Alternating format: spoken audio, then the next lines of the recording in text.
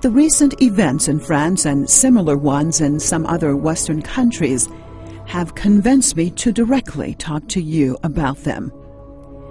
I am addressing you, the youth, not because I overlook your parents. Rather, it is because the future of your nations and countries will be in your hands, and also I find that the sense of quest for truth is more vigorous and attentive in your hearts.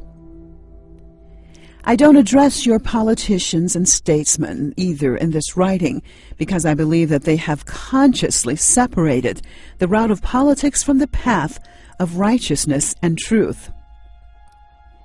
I would like to talk to you about Islam, particularly the image that is presented to you as Islam. Many attempts have been made over the past 2 decades, almost since the disintegration of the Soviet Union, to place this great religion in the seat of a horrifying enemy. The provocation of a feeling of horror and hatred and its utilization has unfortunately a long record in the political history of the West. Here, I don't want to deal with the different phobias with which the Western nations have thus far been indoctrinated. A cursory review of recent critical studies of history would bring home to you the fact that the Western government's insincere and hypocritical treatment of other nations and cultures has been censured in new historiographies. The histories of the United States and Europe are filled with shame of slavery embarrassed by the colonial period and chagrin at the oppression of people of color and non-Christians. Your researchers and historians are deeply ashamed of the bloodshed wrought in the name of religion between the Catholics and Protestants, or in the name of nationality and ethnicity during the First and Second World Wars. This approach is admirable. By mentioning a fraction of this long list, I don't want to reproach history. Rather, I would like you to ask your intellectuals as to why the public conscience in the West awakens and comes to its senses after a delay of several decades or even centuries. Why should the revision of collective conscience apply to the distant past and not to the current problems? Why is it that attempts are made to prevent public awareness regarding an important issue such as the treatment of Islamic culture and thought? You know well that humiliation and spreading hatred and illusionary fear of the other have been the common base of all those oppressive profiteers. Now, I would like you to ask yourself why the old policy of spreading phobia and hatred has targeted Islam and Muslims with an unprecedented intensity. Why does the power structure in the world want Islamic thought to be marginalized and remain latent? What concepts and values in Islam disturb the programs of the superpowers, and what interests are safeguarded in the shadow of distorting the image of Islam? Hence, my first request is study and research the incentives behind this widespread tarnishing of the image of Islam.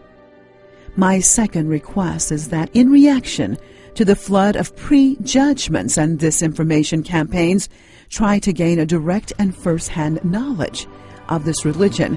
The right logic requires that you understand the nature and essence of what they are frightening you about and what they want to keep you away from. I don't insist that you accept my reading or any other reading of Islam. What I want to say is, don't allow this dynamic and effective reality in today's world to be introduced to you through resentment and prejudice. Don't allow them to hypocritically introduce their own recruited terrorists as representatives of Islam. Receive knowledge of Islam from its primary and original sources. Gain information about Islam through the Quran and the life of its great prophet. I would like to ask you whether you have directly read the Quran of the Muslims. Have you studied the teachings of the Prophet of Islam and his humane ethical doctrines? Have you ever received the message of Islam from any source other than the media? Have you ever asked yourself how and on the basis of which values has Islam established the greatest scientific and intellectual civilization of the world and raised the most distinguished scientists and intellectuals throughout several centuries? I would like you not to allow the derogatory and offensive image building to create an emotional gulf between you and the reality, taking away the possibility of an impartial judgment by you. Today, the communication media have removed the geographical borders. Hence, don't allow them to besiege you within fabricated and mental borders. Although no one can individually fill the created gaps, each one of you can construct a bridge of thought and fairness over the gaps to illuminate yourself and your surrounding environment. While this pre-planned challenge between Islam and you, the youth, is undesirable, it can raise new questions in your curious and inquiring minds. Attempts to find answers to these questions will provide you with an appropriate opportunity to discover new truth.